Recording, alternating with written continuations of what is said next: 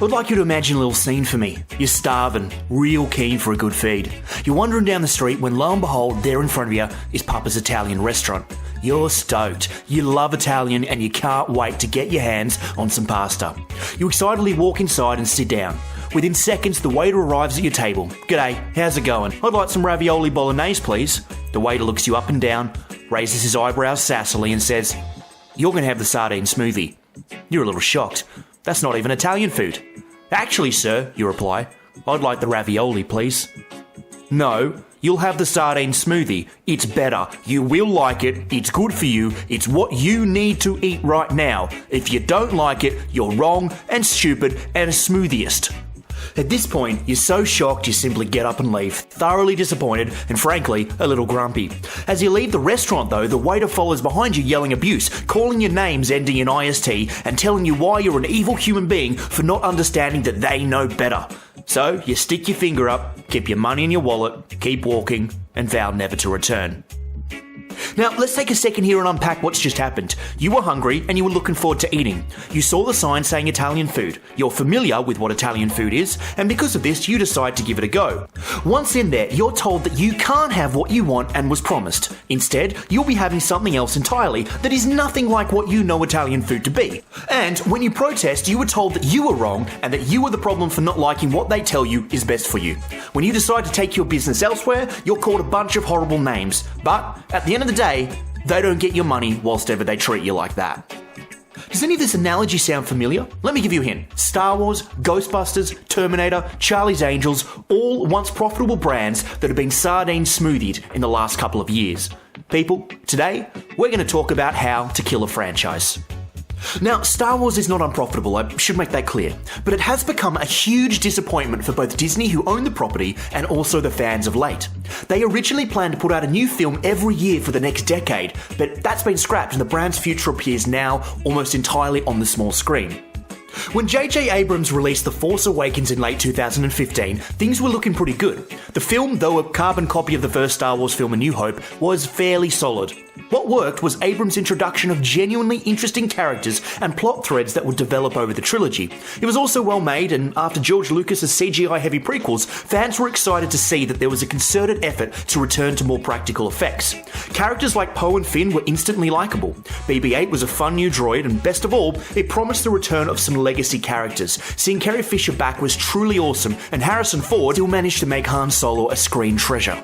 The film's main protagonist, Rey, also had great potential, and Daisy Ridley is a fine actress who we were all looking forward to seeing gradually learn to kick ass. On the evil side of things, the introduction of Snoke instantly excited viewers, and the internet forums immediately starting buzzing as fans tried to work out who he was and where he came from. All was looking good, and it made money. A lot of money. This was because when fans walked in there looking for a bowl of ravioli, they were served a steaming hot plate of Parmesan goodness. All was good in the world, bring on the sequel. And then, Disney said, hey, you know how the people really enjoyed that pasta and spent lots of money on it and are excited to have their second course? And you know how there's a lot of goodwill and the fans of this restaurant just can't wait for some lasagna? Well, let's give the morons a sardine smoothie instead. We're going to teach them a lesson because we like sardine smoothies and we think they should too. Who cares what they want or what this restaurant has historically represented? And so, served up like a waft from a blocked sewer pipe, Rian Johnson excreted The Last Jedi. Now, that cinematic abortion of a movie has been analysed and critiqued to death a million times, so I'm not going to do that here. Instead, let's just summarise the key ingredients of this particular sardine smoothie. First, extract from your pantry a beloved character who represents hope and goodness and turn him into a homeless, defeated douchebag who is so unrecognisable that even the actor playing him prefers to call him Jake Skywalker instead of Luke. Add some flavouring by sidelining the only interesting and likeable characters from the previous films in order to make way for some new, abysmally written social justice warrior stereotypes who will spend the film lecturing the fans. Bake and then discard a third of the movie's runtime with a completely irrelevant sequence featuring a quest for an unnecessary character undertaken by a new walking plank of wood and reduce the black guy to a bumbling idiot sidekick. Fry up an unexpected tang by killing off the interesting villain that fans were excited about and present the only other tangible bad guy as an emo poster boy who wanders around shirtless. Drizzle on top a serving of disappointment by refusing to give the fans anything at all that they are actually excited to see, mock them by hinting at those things in the trailer, and then finally mix in some stupidly, undeservedly overpowered gender politics in the form of Super Ray. Oh, and break the rules of the Star Wars universe while sampling Mary Poppins, include your mama jokes and see cow nipples. Serve your sardine smoothie to the masses from your pedestal and laugh manically at the fools who are so looking forward to their fettuccine, and then abuse them on Twitter when they express disappointment. Well done, Rian Johnson, drop the mic, you've earned it, son. Needless to say, the film made $1 billion less than its predecessor, pissed off the fan base, killed the trilogy, and left an epic mess behind for someone else to clean up. In fact, this mess was so bad that Colin Trevorrow of Jurassic World fame, who had been hired to direct the final film in the trilogy, quit because Johnson had ruined everything that he and Abrams had planned out. To celebrate Ryan's achievements and his true understanding of the Star Wars franchise, Lucasfilm political activist, CEO Kathleen Kennedy, took glee in then giving the man a trilogy of his own. The next Star Wars film, Solo, also bombed. Fans left in droves and Abrams was brought back with an industrial steam cleaner in an attempt to make the mess vaguely presentable enough for the trilogy's conclusion, Rise of Skywalker. And it didn't go well. It underperformed hugely, suffered from 70% reshoots, only further ruined the Star Wars universe and literally just ignored the entirety of The Last Jedi. Seriously, if you're into self-flagellation and actually wish to check out the Disney Star Wars series, save yourself some time and watch The Force Awakens and then the final 20 minutes of Rise of Skywalker. You'll be a little bit like, what the hell is going on? But you'll probably have more of an idea than any of us that actually sat through all three. But let's tie all this together. Disney killed Star Wars not by featuring a diverse cast, not by having the lead character a female, not by including a character of Asian descent. None of these things mattered to fans. Disney killed Star Wars by prioritizing political ideology over a good story. They killed Star Wars by deciding that they knew better than the fans and even franchise creator George Lucas. They killed Star Wars by using their films as an opportunity to lecture audiences and score brownie points with Twitter activists. They killed Star Wars by telling their customers that they would be having a sardine smoothie whether they liked it or not. And then they put the nail in when they began abusing and belittling their audience members who had the nerve to say, "But I just wanted a pizza." The same thing occurred with Terminator Dark Fate last year, which, to be honest, wasn't nearly as terrible as some have said. It is, however, once again an example of stomping on the legacy of a franchise to make way for some not-so-discreet political ideology. So, if you're not familiar with the Dark Fate, basically it rewrites past events and previous movies to make way for a brand new model of female Terminator. The saviour John Connor-type protagonist is now a short Colombian lady, and the evil Terminator comes in the form of a shape-shifting angry little man. Sarah Connor returns to kick ass, and Arnie pockets his cameo fee by briefly doing nothing of value, being the butt of a few jokes and essentially reminding everyone that he's getting a tat on. So here's the thing, I would say that a solid 50% of the film actually works. Mackenzie Davis's Terminator is quite cool, Linda Hamilton is great as always, the action is okay, and seeing Arnie is always a pleasure. Unfortunately though, seeing a 5'0" Natalia Reyes winning fights against skilled opponents twice her size is frankly more than suspension of disbelief allows. And I should say this is not the fault of the actress. It's the fault of the contrived desire to make all modern female characters, quotation marks, strong. The problem is, strong doesn't mean overpowered and faultless. It means well-written character that undergoes realistic growth and grapples with their inherent flaws. Hollywood doesn't understand this. A protagonist that wins every battle, never gets anything wrong, and is brave and tough to the extreme is not a strong character. It's just a poorly written character. The presence of Linda Hamilton herself only highlights this further. Sarah Connor of old was a complete badass, yet she was flawed and thus interesting.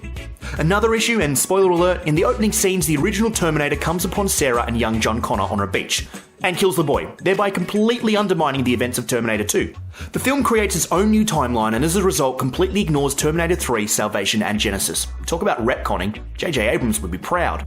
The killing of John Connor plays like a slap in the face to fans and the legacy of the series. The whole thing became a classic sardine smoothie though during the publicity of the film when director Tim Miller did a Rian Johnson and basically told audiences that if they didn't worship at the altar of this film, the only possible reason was that they're misogynistic pigs. The studio also paid for reviews, and if you do a bit of digging, you'll discover that almost every review of the film will state something along the lines of the best film in the series since Terminator 2. Yeah, they're paid reviews. The marketing of the film heavily pushed the girls sticking it to the patriarchy aspect, and as a result made it seem like this would be the major theme of the movie, thus turning away a lot of the weary audience who were sick of Hollywood lecturing them. There was plenty to like in this film, and it was so close to being good. But once again, we were served content that Hollywood, in their infinite moral virtue, decided we needed. And once again, it wasn't what we wanted. And so, we, the audience, decided to spend our money in a different restaurant, leaving the film to bomb. And voila, another murdered franchise. Not much needs to be said about Ghostbusters 2016. Take yet another beloved franchise, hire a director who hates its history, pretend the previous entries don't exist, make fun of the legacy characters via insulting cameos, cobble together a politics-heavy script, gender swap for the sake of politics, not story, hire talented actors, and then waste them and edit all together so poorly that the film is an embarrassment. Oh, and then do a Rian Johnson and have your director insult and abuse the fan base on Twitter. Paul Feig is a knob. People didn't like the film because it was bad. Like, really, really bad. And once again, the audience decided to head to Pizza Hut instead, rather than gobble down Hollywood sardine smoothie. Ready, Freddy? Because another one bites the dust. 2019's Charlie's Angels found talented actress Elizabeth Banks butchering what could have been a great opportunity to make an awesome action movie by once again choosing to make a political statement rather than a film, and then abuse the fan base by telling them that the film isn't for them, but if you don't go and see it and it fails to do well, then it's because you're all misogynistic. Unfortunately, where Terminator Dark Fate was not a half-bad film, Charlie's Angels is very much in the Ghostbuster camp of inadequacy and general terribleness. This is meant to be an action film, and yet the action sequences are literally sped up in the edit, cut weirdly, poorly choreographed, and executed by actors who look comically incapable of delivering a roundhouse kick. On top of all that, they are frankly unlikable, but I should stress this is probably as a result of the script and direction. And every single male character is either evil or comically moronic, or both. This is the worst film I've discussed today. This is a sardine smoothie at its most fishy. And guess what? The audience took their money elsewhere. People, the list goes on, and by now the message is simple. If you abuse your audience, if you prioritise identity politics over story, or if you show contempt for the franchise and its history, you will bomb at the box office. Now, there's a massive elephant in the room here, and we need to address it. It's no secret that all the films mentioned today were either gender-swapped or female-led, and that presents a problem when we attempt to talk objectively about them because it makes it very easy for someone to simply go, well, you're all sexist, and that's why you didn't like the films. And that's certainly the tact that each of these directors mentioned today took.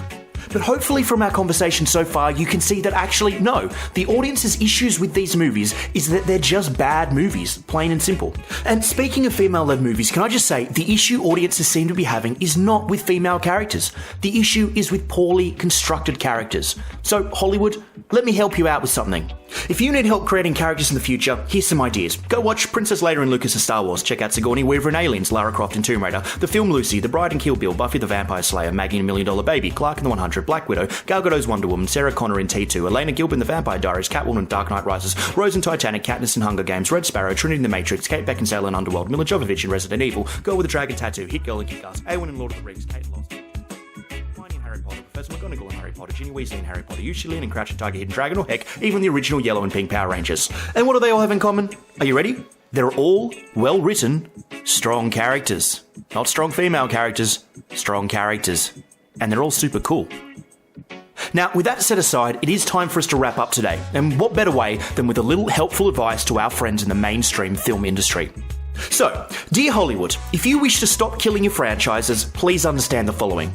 If I go to an Italian restaurant, I'm not going for an ideological lecture. I'm not going to be abused. And I'm not going for a sardine smoothie. If I go to an Italian restaurant, it's because I want some freaking pasta. Elizabeth Bennet in Pride and Prejudice, Katherine Johnson in Hidden Figures, Milan, Clarice in The Silence of the Lambs, Elle Wood in Legally Blonde, Miranda in The Devil Wears Prada, Kat and Bianca in 10 Things I Hate About You, Jackie Brown, Erin Brockovich, Jasmine Bender like Beckham, Juno, Dorothy in The Wizard of Oz, Mary Poppins, Maria in The Sound of Music, Sansa Stark, Holly in Breakfast at Tiffany's, Scarlett O'Hara in Gone with the Wind, Carrie Bradshaw, The Imperator Furiosa in Mad Max, Dana Scully.